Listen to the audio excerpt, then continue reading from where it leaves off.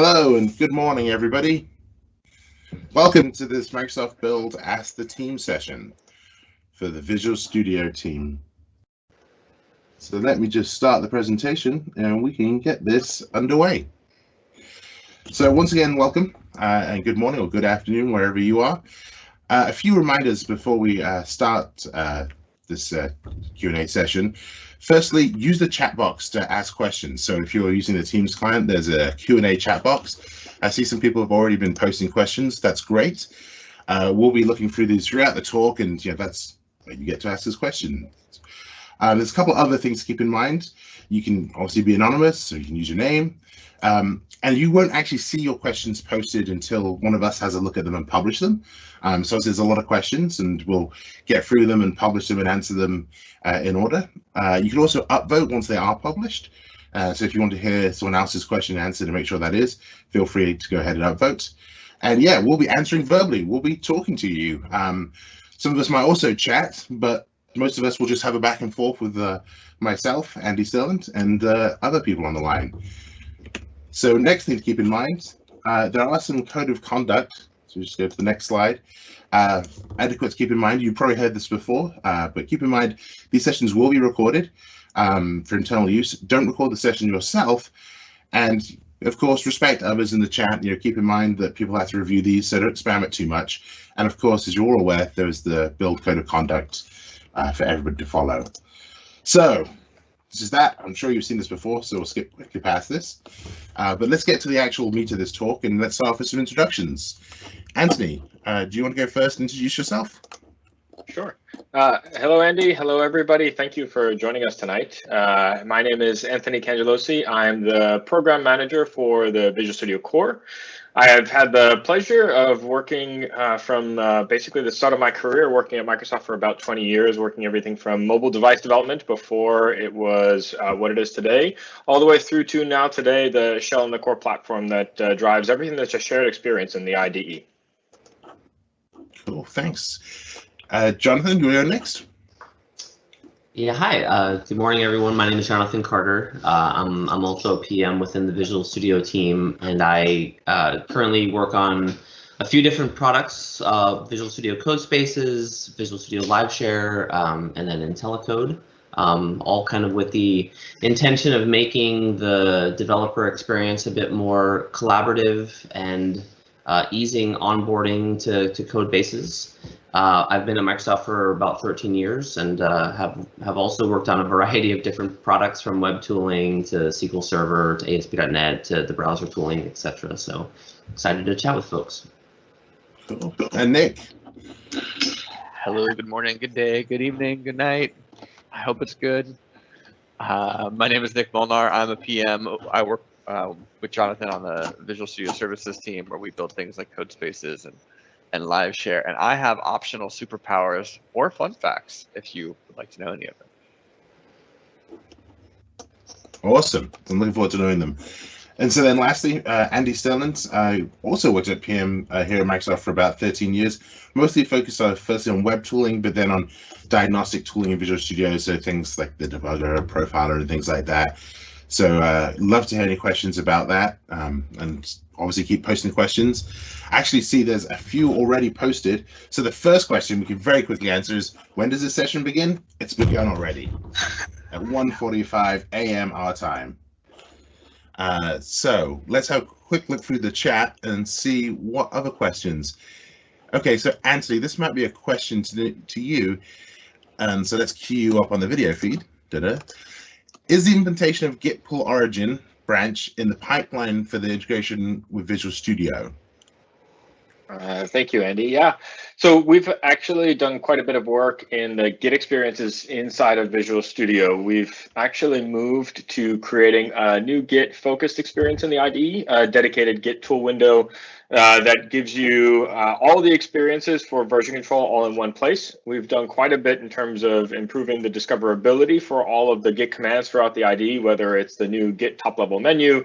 We have focused Git entry points within the editor for getting to context-specific experiences, as well as in Solution Explorer. You have the ability to do pulls from within the new Git menu. You can do a pull from origin, pull from master. You can merge and sync any of your branches, and you can sync them with remote. These are just the beginning of some of the features that we've introduced. We have quite a bit on our roadmap. To turn these features on, you can get to them through the preview features under Tools Options. When you turn that on, you'll actually see the new Git tool window appear for you. And that's available in the 16.6 release that just came out today. And if you want to see the latest of what's coming on into that area, download the preview release of Visual Studio 16.7, where we're continuing to add on new features into the Git experience. Cool. Great. So yeah, so Nick, I think there's a different question. So we were jumping over this place with these questions. I think this question's for you though, Nick. So let me get this right. Jessica asks, let me send you live. Jessica asks, I've heard lots about code spaces. Can I try it for free? Can I connect to our own Azure DevOps server? Will it replace local Visual Studio installations in the future? Hey, Jessica, thanks for asking that question. So you can try Visual Studio Code Spaces, and for free, depends on your situation.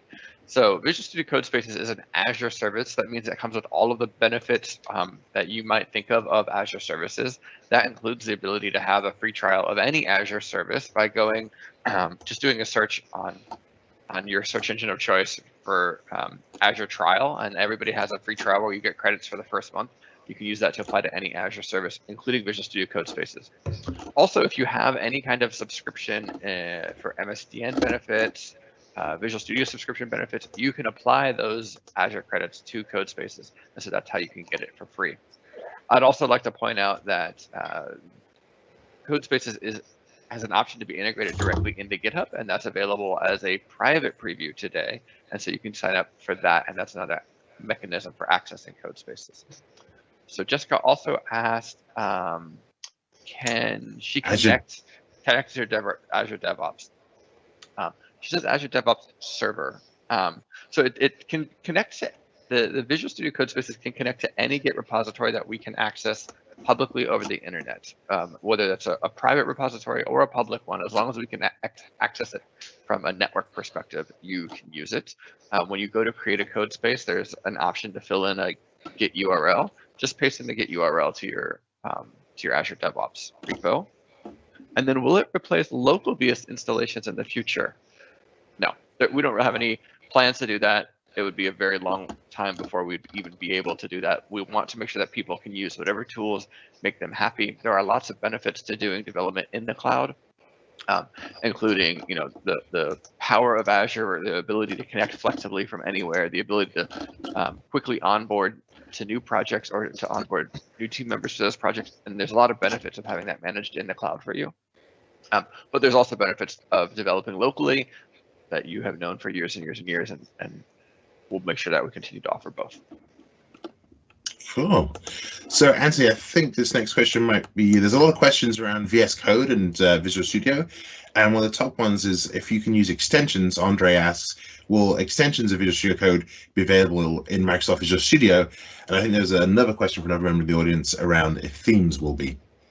Yeah, so thank you for those questions. Yeah, so the extensibility is certainly an area that we're taking a really new and fresh look at as we've been evolving Visual Studio to be able to work in the cloud. A lot of the re-architecture that we've had to do to separate the kind of underlying compute of Visual Studio to move it into a code space and run the UI locally has given us a chance to take a fresh look at our extensibility model. Today, it is not possible to run Visual Studio code extensions inside of the Visual Studio IDE, but it is something that we are looking at closely as we're starting to evolve that extensibility model for kind of the next major iteration and enabling it inside of a code space. We're looking very closely to understand kind of how can we make it at a minimum easier for you to be able to write extensions for both Visual Studio Code and Visual Studio, if not being able to run them together. But that's definitely something that to stay tuned to in the future. There was another question, Andy. I think you said that the second part of your question was about themes for Visual Studio Code. Yeah, and so similarly, since the themes themselves are not loadable, but we have a brand new theme editor extension that allows you to do quite a bit of customization of Visual Studio. It's available on the marketplace. I'll publish a question in just a bit to share a link to that theme for everybody to see. But it is with that theme editor, you can actually customize quite a bit of themes. You can distribute them in a V6 package, the same way the X-copyable, deployable extensions that are available today. And there's a number of themes available on the Visual Studio Marketplace already that you can download and install from others that others have shared. Cool, that sounds good. So I'll selfishly take a question. Someone asked if it's possible to use GDB with Visual Studio, which is a debugger technology. And so the short answer is yes, there is, especially when you're debugging Linux. We have some support for that. And as soon as I find your question, I'll post a link to it. But you can use GDB to debug like Windows Subsystem for Linux or just Linux running natively. And you can connect those over SSH. So in Visual Studio, if you ever use the attach to process dialog, you can also choose in the dropdown a bunch of different transports, and one of those transports is SSH. And then you can obviously log into that device, a machine, workload, whatever, and just debug it, both managed and native. Obviously, GDB is for native. Yeah, let's look for another question. Let's try something for JC. JC, you've not asked a question next. God. There's a few other questions related to version control that Anthony might be able to help with. There was one from Leone Dev, Anthony asking, will Visual Studio support commit hunks? And then also active rebasing. So those two. Yeah, both of those features are on our roadmap for the new Git experience, and so yes, keep an eye on those. Probably not in the next one or two previews, but they are on the roadmap. The next sets of features that you can expect to see inside of Visual Studio is a focused experience for branch management. We're working on really taking all of the branch management experiences out of the tool window and putting it into the document well, so that you get a mix of both the ability to navigate and manage branches, do rebases, interactive rebases, but also do that and see that together with your commit history, which is something that you see in pretty much all other Git tools today, and something we want to bring into the IDE. Once we have that available, we think we'll have a pretty good complete replacement for the Team Explorer experiences inside of the IDE. That's what will give us the interactive rebases, and then commit hunks is certainly something we've heard a lot of feedback about, and something we'll add on in the not too distant future. Cool. A few people in the chat were asking why they can't see their questions. And when you post a question, they get moderated first, and I believe only the ones that are published will be visible to everybody. Anthony, since you're on camera, I'm going to pick another question for you from James. What are the limitations of Visual Studio Community?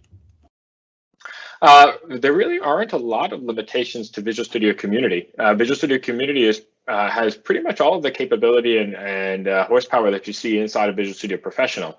The real difference between Community Edition and Professional are really the audience that it's focused on. The Community Edition is focused on small businesses, educational institutions, nonprofit institutions for use, and the license and the terms of use to focus on those scenarios, whereas Professional enterprises are used for kind of medium and large size enterprises. And you can look at the license to see the specific kind of constraints on where the small to large to medium business differences are.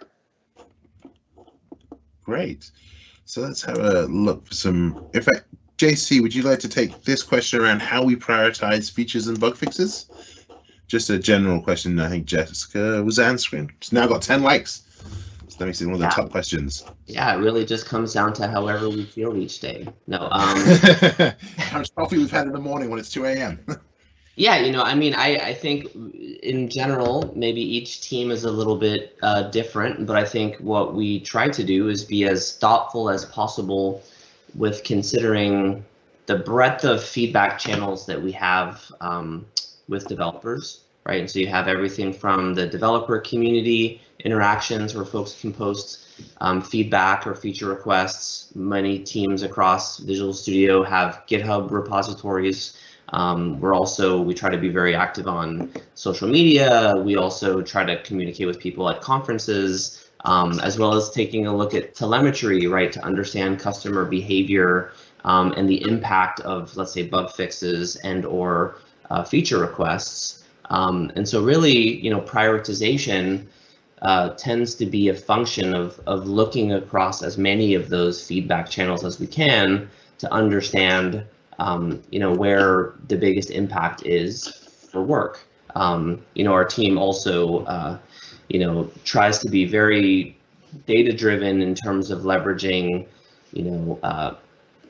customer interviews and surveys and making sure that we don't just kind of see feedback and then assume that we know kind of what folks are interested in or looking for, but that we deeply understand the context and the motivation surrounding the feedback so that we can make sure we're actually fully addressing situations. And so yeah, I think it really just kind of comes down to that. So yeah. And JC, while you're on the screen, there's a live share question coming in from Hakim. Yeah. They're asking they said that they've used live share several times and it's great for lots of things. And they're wondering if it was possible to have a direct join link instead of a link to first connect to the server, and then another link again to connect to the editor, as I think summarizing their question. Yeah, good question. So yeah, typically when you start a live share session in either Visual Studio or Visual Studio Code, what you get is a HTTPS URL that you can send to anyone, and that is a web page that in turn launches a client directly. We are actually currently working on a change such that when you start a live share session, your clipboard will actually include both that kind of plain text URL as well as a rich text version that includes direct links into Visual Studio and Visual Studio Code. That way you would get an experience similar to maybe what you've seen with OneNote, where if you were to paste that URL into a client that supported rich text like Microsoft Teams, then instead of just getting the raw kind of HTTPS URL, you would get the nice, open in web, open in Visual Studio, and then folks that you're communicating with could click those links and launch it directly. So today there is not a great way to achieve kind of a direct link into a client like Visual Studio, but that's something we actually hope to release in the next couple of weeks, because of the fact that, yeah, it just makes a lot of sense to have that. We've heard that feedback quite a lot. So thank you for that question. Cool. So since you're on screen, to pick on you for a third question, Martin asks, are there any plans to use Azure AI or machine learning in IntelliCode/IntelliSense, and then comments, maybe learn developer team coding patterns? Yeah, so today the capabilities of, so for folks that maybe aren't aware, IntelliCode is a product that our team works on, that is really focused on using AI to learn from thousands of GitHub repositories and understanding how do folks use APIs, what are the patterns and idioms that they're leveraging. That way, as we're learning new languages or libraries, we're not kind of starting from ground zero. We can benefit from some of that kind of knowledge or wisdom of the community, as we call it. And so the end market product today actually does have a capability where you can train a custom model on your own code base, such that as your team is developing, you'll get prioritized completion suggestions based on the likelihood of your team specifically using specific APIs in specific contexts. So for example, if in practice, I always use a specific method of the string class, then you would also get that same suggestion, which is useful because it ensures not only that we kind of transfer that knowledge amongst each other, but it helps increase consistency. The other thing that we're working on is called IntelliCode suggestions, and what that is that as you're writing code, IntelliCode will actually detect patterns that you're making over time and begin to learn them, and then make suggestions in the future for you to take that pattern again, almost like a real-time linter or like a Roslyn analyzer that you didn't have to write yourself. And then once we The next step from there is to then implement an experience where those suggestions are actually shared with the team. So you can imagine where I'm writing code, I make a refactoring without having pushed that code yet, but the presence of me having made that change repeatedly gets persisted and shared such that as you or anyone else on the team begin writing code as well, if that pattern is detected, you will get a suggestion to basically apply the same coding standards or styles that I'm using. And so we're pretty excited about that because in many ways that's another mechanism for helping team consistency, but also shared learning without having to explicitly document or codify practices as your team kind of develops them. So. Cool. That sounds great. Thanks for the detailed answer.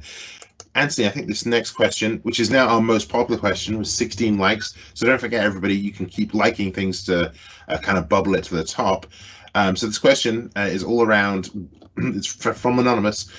Any x64 version planned, I guess, of Visual Studio? Someone had to ask it. Of course. No, I actually noticed it's even higher than that because there were 2 questions about 64-bit I saw coming into the chat. Yeah, so actually, as it turns out, several components of Visual Studio are already running in 64-bit. Is a little known secret about Visual Studio today. For example, we have components of our native debugger that are running in 64-bit already today that allow you to attach to enormous processes and debug some tremendous applications that you couldn't previously do in earlier versions of Visual Studio. I think one of the demos that we showed last year at Build was the ability to attach to and debug the Gears of War game and scale that up to attach to and run for quite some time. We've been moving over the course of the last few releases numerous components out of process, and as we've done that, we've moved those components to 64-bit. The shell itself is not 64-bit yet; it's still 32-bit, but that is something that we are continually making progress on, and we'll continue to make progress on in the future. Great. Yeah, and just let's look through the questions, see what else is currently at the top. So I wish there was a way of dismissing them. Andy, there was a question here about the performance profiler. Do you want to take that one? Yeah, what's the roadmap about performance profiler? Are there any online trainings about performance profiling and memory leak analysis, etc.? Yeah, so that's just for myself. Yeah, so on the performance profiling, actually, we're just about to ship a whole bunch of new docs. We have some docs with the performance tools already online, but they were in sore need of an update. And so I think we've made like 54 new files or something like that should hopefully be published in the next few days just on the docs.microsoft.com under the Visual Studio node. And also, one of the things we're thinking about is how to get some of the training out, because part of the challenge, especially with the performance tools, isn't so much just that here's the tools, here's the features, but it's how to use them in the right context. Like how to use the tools to, firstly to identify problems, potential performance problems in your application, and then of course how to apply patterns to really understand, like, hey, because potentially lots of allocations are happening, later on a collection happens, and that's a big perf impact. As that GC happens, understanding those relationships is really important. So hopefully that's actually something that is a bit of a weak spot right now that we want to improve upon, is educational content. And then secondly, the tools themselves. We've been adding a bunch of tools from what was there previously. Most recently, we just started an async tool, which tries to describe some of the activities. So if you're using ASP.NET Core or just .NET Core and using async and await and things like that, it's moving obviously from a model where the CPU, where like time on CPU is the bottleneck, to more of the IO, like, hey, waiting for a completion takes the time. How do I see that? How do I analyze the fact that a single async task may have actually taken very long in wall clock time, but very small, very low, very short amount of CPU time? And so hopefully the async tool can start to pop that. We've also added some specific tools for specific challenges like databases. Like obviously one of the constant problems for developers is dealing with databases. Often they can be much slower in production environments where the data sets are much larger than they are in testing environments. And so there's a database tool now that will show you time spent in the queries, and it also has a back to source, so you can see where the actual your source code could have triggered this database request. Because sometimes if you're using things like entity framework and stuff like that, it can be indirect, like an action you take can lead to these queries, potentially more than you'd expect. And those tools, just to point out, work both in the local scenario, but you can also collect the data from any environment from the command line using things like the .NET Trace tools from the .NET Core team, or just any of the ETW-based collection tools like Purview and stuff like that on Windows to collect data, which you can then bring back to Visual Studio and analyze it. So hopefully that answers some of the questions there. And there was another question on debugging since I'm talking, which is around, does debugging impact the performance of your application? And the answer is yes. Obviously, while we're debugging, we're inspecting your application, and traditionally you're debugging unoptimized code. Of course, you're building retail, and you're probably, your optimization is off, especially in C++. So the performance is going to be impacted both because the build itself is going to be an unoptimized build, and then secondly, the debugger, depending on the task, depending on what you've done, will have some impact. So for example, if you set breakpoints, that it's a couple of ops, but if you have a condition, for example, that condition has to be evaluated. So that's clearly going to impact the execution time of your application. So it shouldn't matter in terms of your experience of the application. These are very small impacts, but it would matter, for example, if you're doing performance profiling, which you shouldn't do while you're debugging for obvious reasons. So let's see if there's any other questions. I see a question that's maybe kind of well, there's a question that has a direct answer, and then there's maybe an answer that I'll kind of mention on the side. The question is from Sebastian that asks, are there any plans for a graphical editor for the editor config file?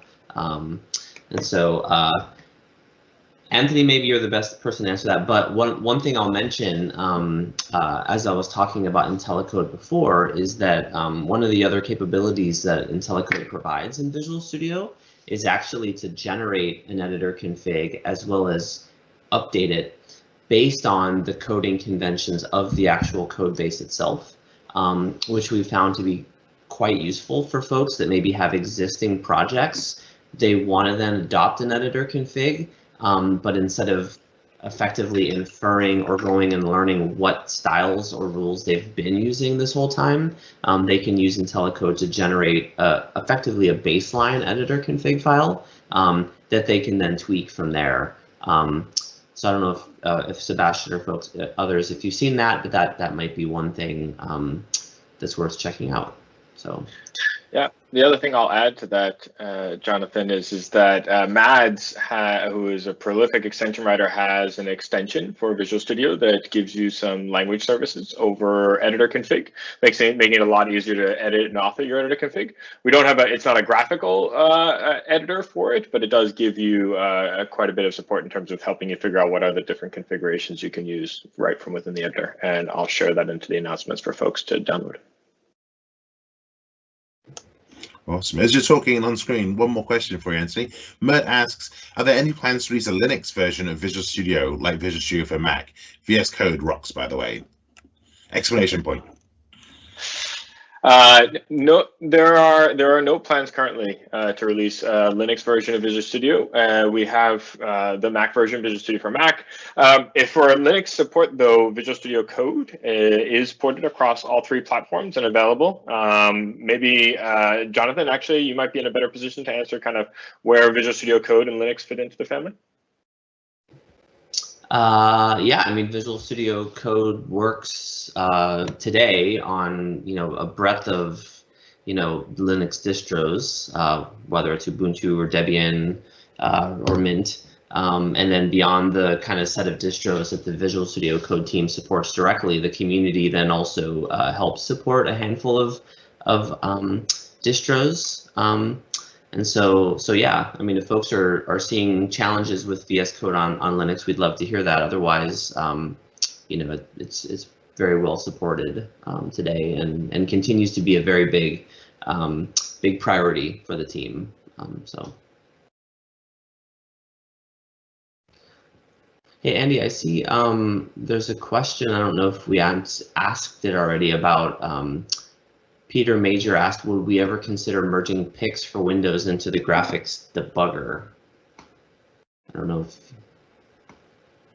Yeah, so would we consider it? Yes, but I think right now we don't have any concrete plans for what to do. For merging the Pix debugger, which for those not familiar is more of a Xbox and games part of the tool set that the games developers often use. Right now they are like separate tools, and we don't have any concrete plans. It's, to be honest, like I think it's one of those cases where the tool itself Pix.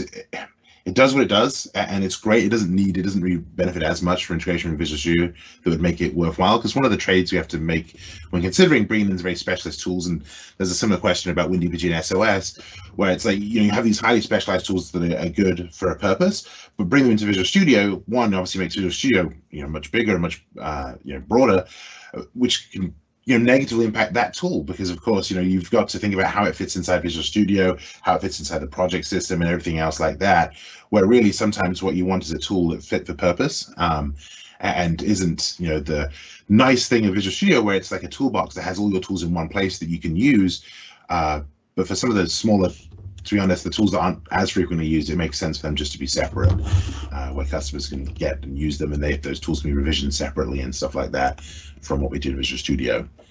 I hope that answers that question kind of roundabout way. I'm sure like 99% of the audience have just heard of the Pix tool for the first time. Well, since you were answering the question, Andy, I'll go ahead and jump in to moderate because of probably some of the two most upvoted questions. People are looking for some dirt.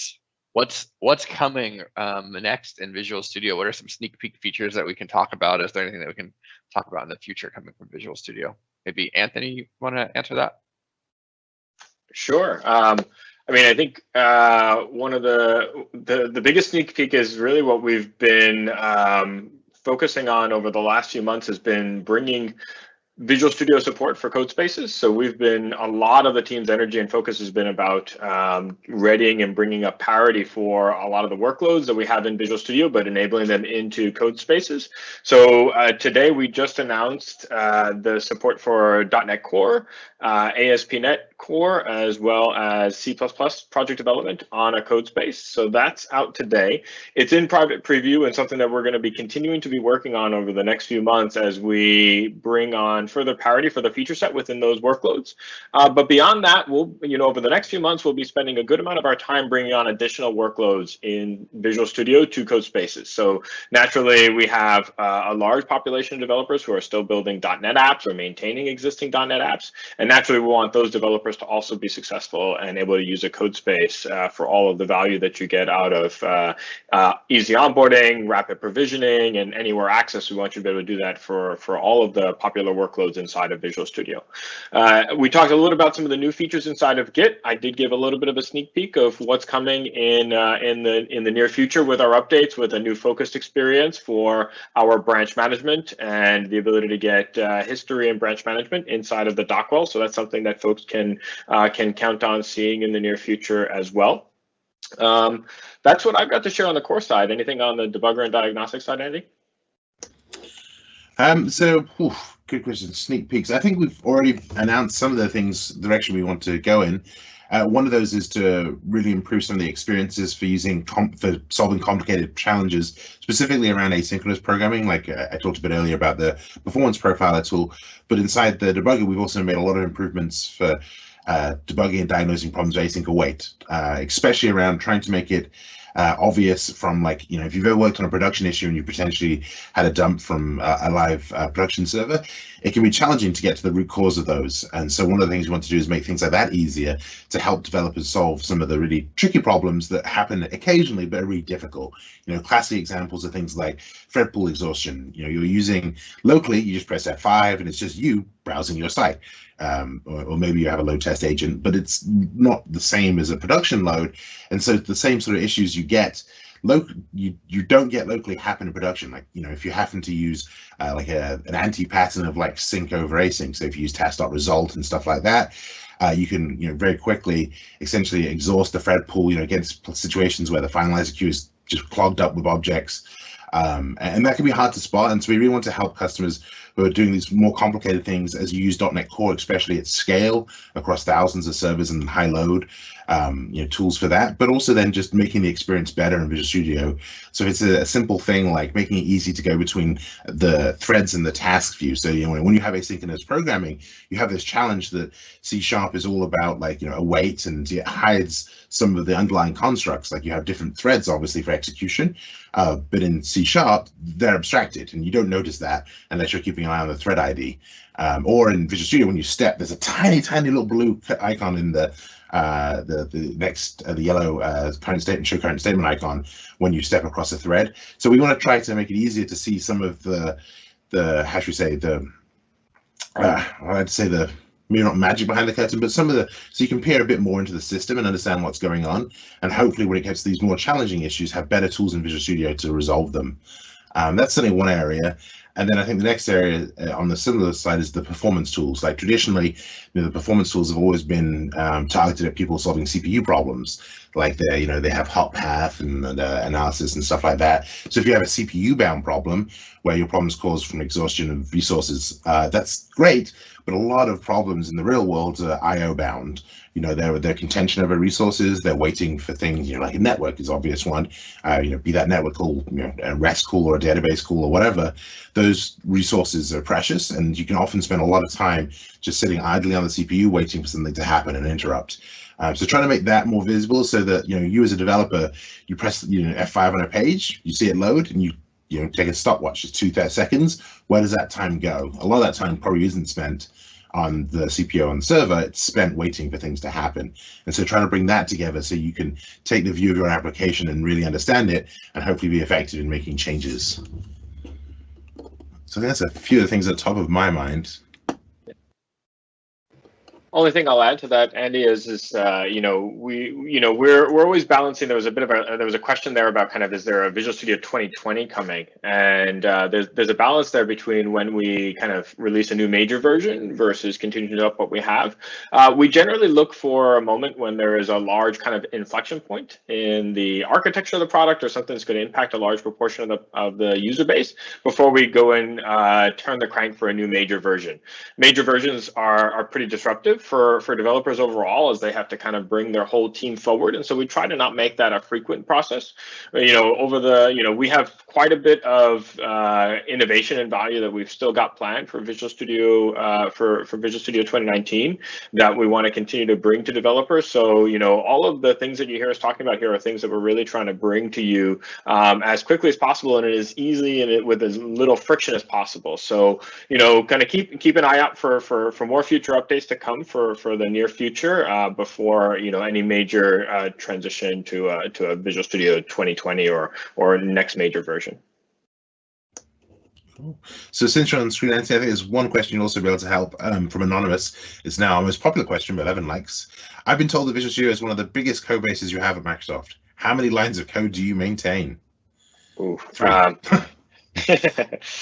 don't think it's actually our largest code base. I don't know the answer of how many lines of code it is, to be perfectly honest, but I would have thought that Windows was larger than us, to be honest.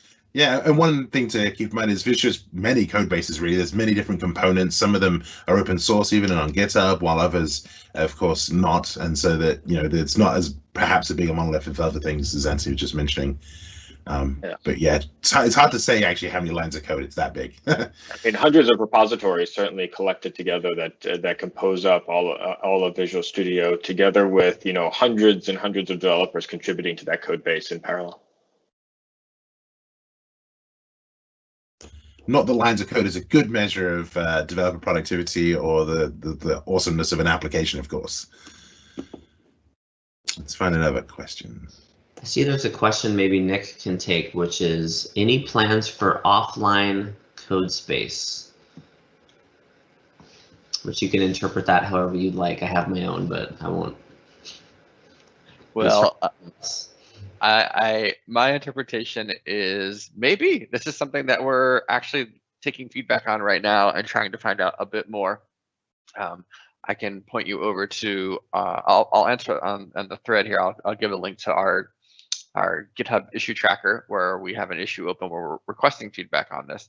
I will point out, though, if you do a search in the build session catalog for remote development with Visual Studio Codespaces, you'll find a pre-recorded session that I released where I show off a whole bunch about Codespaces, but I also talk to this offline scenario, and I show off how you can use the Visual Studio Code remote containers extension, which uses the exact same set of configuration, a file called dev container, and uses Docker in the same way that we do in the Codespaces service.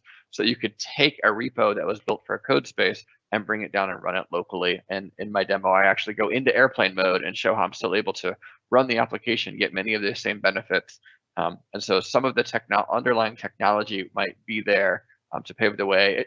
Right now, it's not necessarily for the faint of heart. There's a few steps that you have to take to make that experience happen. But that's a bit of the skeleton that you can see for some of our thinking around what offline might look like. And so please go check out that demo and give us feedback, and I'll put in the issue to get more feedback in the comments.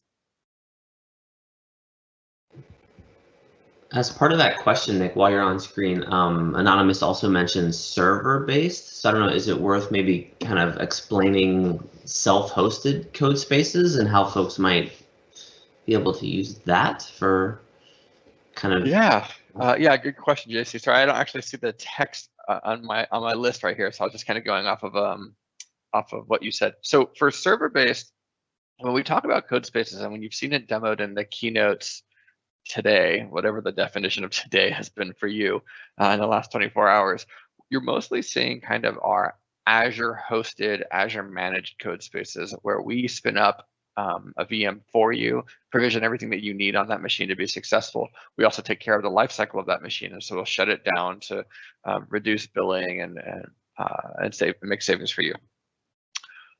We have another option that's called self-hosting, as Jonathan alluded to.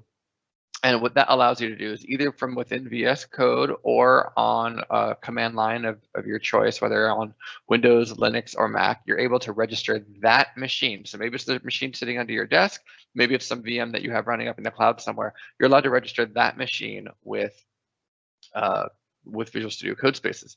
That gives you many of the benefits that you get from the managed service that you've seen in some of the keynotes. You're able to connect to it from the browser, being the main one. But you can use your already configured, fully configured machine, or you can even access maybe some special hardware that machine has that we don't have available in the cloud. So I have customers who are using IPUs or connecting to a USB device that's plugged into their machine under their desk, or maybe under their desk at their office that they're no longer able to access. So take a look for self-hosting, and you can do a search for the docs. I'll post the link in the comments. I'll find the question and post it there as well.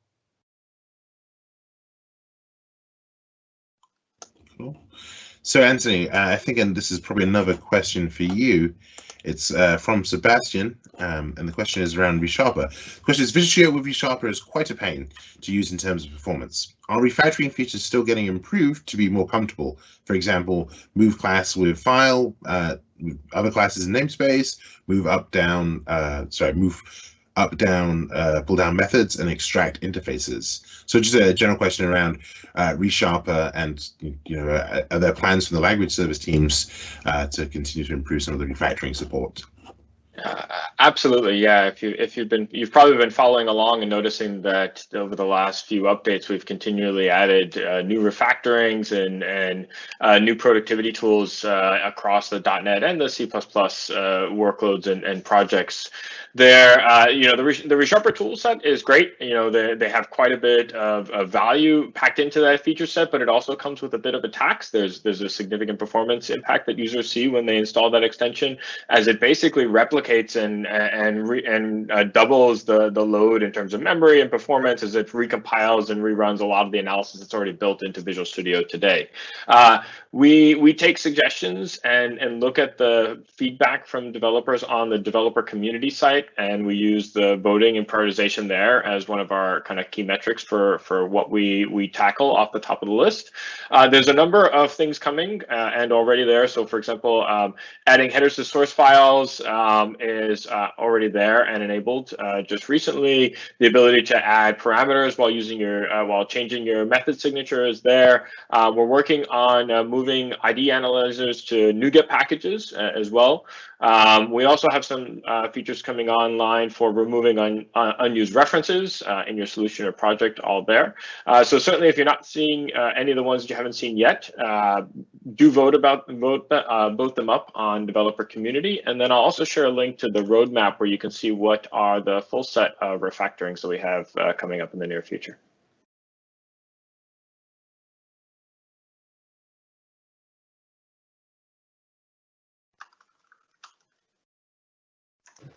Hey, Andy, you're muted. I see you're talking, but... Oh, damn. Sorry. I was just saying that the most voted up question at the moment is for Anonymous, and it's asking for information on what's the roadmap for UI test automation. And to us, I don't know if any of us on this call are best to answer that, but since it's the most popular comment, let's see if anyone, Anthony, JC, or Nick knows about the UI automation test roadmap. Not personally, no. No, I'm afraid you were. Oh, sorry, go ahead, JC. Oh, the one thing I can say there is on the live share side right now, one of the biggest gaps in terms of collaboration experience for folks today is the Test Explorer and kind of testing in general. So I'm not sure if that's fully inclusive of the question, but right now, if you are using live share with another developer and you're using Test Explorer or live unit testing, and you maybe want to do a test-driven kind of experience with the person, you can't do that today, and so that's a thing that we're very keen to enable in an upcoming version of VS that you know, has been a very high piece of feedback that we've had. So that's kind of the only thing that I'm aware of in the test space. JC, would it be useful to mention Playwright at all in terms of the UI automation? Yeah. I mean, so another project that our team as a whole works on is a library called Playwright, which we actually just released the 1.0 for last week. And what it is it's a cross-browser UI automation framework that you can write like web automation tests using JavaScript or TypeScript, run them against Safari, Firefox or Chromium, as well as the new Microsoft Edge, and then execute those tests inside of your CI or locally. And really kind of the key areas of focus that we've been putting into Playwright is to help address the flakiness and reliability issues that tend to come with folks writing end-to-end tests because of the typical reliance on timeouts, because of the asynchronous nature of the way applications work. You tend to write scripts that are waiting for UI elements to become visible, and that just contributes to having a test suite that sporadically fails, and that ends up just not being super helpful. And so, I'll add a link to the chat for Playwright. That definitely would be something that folks might be interested in. And what we just released is the library to make it easy for you to begin to write UI automation tests for your kind of web-based applications. But now we're going to begin to invest in some tooling around that to kind of make the authoring debugging experience even better. So just a PSA, we've probably got about 5 or 6 minutes left on Q&A. Anthony, I think you're probably best for this question. This next one, customer Anonymous is asking, what can we do when we want to report something that's not easy to explain? So how are they provide feedback, especially for difficult issues that can sometimes be difficult to reproduce and hard to get the data for? How do they go about reporting issues on Visual Studio?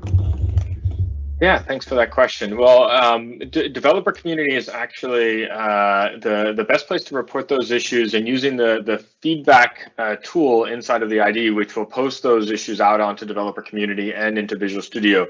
And when you use the feedback tool inside of Visual Studio, it not only provides the specific repro steps that you've included with your description. You can include a screenshot to go with that as well if you have one, and attach files, but it also will collect things like trace logs from the running process. It'll take a snapshot of the call stack of where you were in the code, as well as different features have specific logs that they'll collect as they're operating that we can use to analyze when we get those bug reports. So it provides actually quite a bit, a rich set of information. I know in our terms of use, it explains kind of all the content that's being shared, and you have a chance to kind of review that before you send it up. But it's the best way to get a kind of full package set of information out to the developer team in Visual Studio to take a look at, and we look at all of that content as we diagnose issues. So even if you can't explain exactly what you're seeing, there's quite a bit of context and content there. The other thing to do is to really utilize the conversation and the dialogue inside of the feedback tool in terms of leaving comments and engaging with developers as they start to seek out questions. A little secret is that kind of developers tend to focus on the issues where the community members who've posted them are most active and responsive. And so, if you've posted an issue, keep an eye out for responses from the dev team. Make sure that you're responding quickly and providing additional feedback. You'll even see developers that'll reach out to you for more information, to even set up a Teams call one-on-one if they're having a hard time reproducing your issue or want to get more information. So there's a number of different ways to kind of provide that additional context aside from what's already into the bug. But I think probably the best thing is to just make sure that you're staying engaged and active as folks from the dev team are reaching out for more info. Sounds like some great advice. So there's another question, since you're on camera, around performance. And Thomas asked, speed is still an issue in big, roughly 90 projects, mixed solutions with C#, C++, and C++ CLI. For example, when changing configuration, any tips? So any tips around how to work with large projects, solutions with lots of projects? Yeah, I think the one tip, there's a number of tips, and I'll share a pointer to a doc that we have that provides a number of different configurations that you can look at, and it's kind of unique to different environments. But one of the new features we added was something called solution filters, and what solution filters allows you to do is it actually allows you to scope down the set of projects that you load into the IDE to just a small subset of the ones that you're actively working on. Most of the time when we're editing code, we're not actually changing all 90 projects in our application. We're usually only changing 2 or 3, but we need the context of the rest of those projects in order to be able to understand the code that we're working on. So solution filters let you load up and just the project that you're working on and iterate and edit those without having to take on the performance and load time of loading the entire solution at the same time. And then when you combine that with some of the new features like we've introduced called rich navigation, rich nav actually allows you to index a solution. So when you combine a solution filter with rich nav, you actually get the ability to navigate across the entire repository, even though you've only loaded a small subset of it into Visual Studio at one point in time. Great, that's a great advice. Solution filters, I think, if people want to search for that. There's a few comments on the roadmap in the Q&A, and I think the link pasted was the internal copy. So let's get, we'll just post the up-to-date link in the chat in just 1 second. And then Nick, did I just cut you off as you're about to start speaking? Sorry. I was just going to mention we're about 3 minutes left. So do we want to do a lightning round where I can just throw up a quick question and we'll try to whittle down some of these most popular ones and just give kind of like a 5-second answer and see if we can burn through the list? Let's do it. I'll just throw it out. Whoever thinks they can answer, just speak up and go. Are there improvements to refactoring features coming? Yes. Lightning. That is Andy's superpower. Oh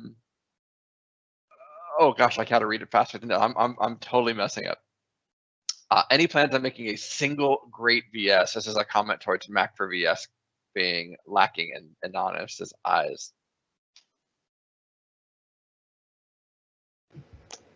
And the thunder rolls. The error window in Visual Studio Code is quite messy. Are there any plans to clean that up or any ways to clean up when you have a long list of errors? Don't have errors. That is actually Visual Studio's filters. This lightning round is just at 2 in the morning. It just doesn't work out, does it? Any tips for dealing with lots of projects, 90+ projects? I think you just spoke to that, Anthony, with filters, right? Yep. there's a lot of questions about how do we work on Visual Studio itself. People are interested in is Visual Studio one big project or lots of projects or lots of smaller projects. Andy mentioned that earlier in the call about the lines of code. Lots of smaller projects make up Visual Studio itself. Yep. And we are getting down to the some lightning wire answers here. for people. You know, all right, here, let's end with this one. Since we have 1 minute left. What is your favorite Visual Studio shortcut? Mine is Control-T for finding a type. I'd say Control-Q for searching any command inside of Visual Studio. Control-P for attaching to process. One I use the most. Yeah, I would go with Control-T as well. Cool. So yeah, so I think with that just about concludes this Q&A session.